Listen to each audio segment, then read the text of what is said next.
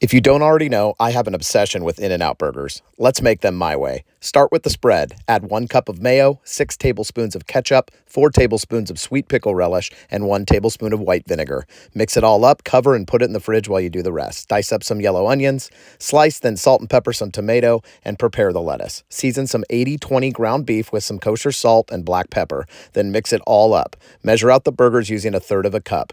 I love using my flat top for this, but you could use a skillet. Start slowly caramelizing the onions, then put aside and butter the grill, then toast those brioche buns and prepare them with spread, pickles, tomato, and lettuce. On a hot grill, smash the burger into thin patties. Cook until a crust is formed, add some yellow mustard, and flip.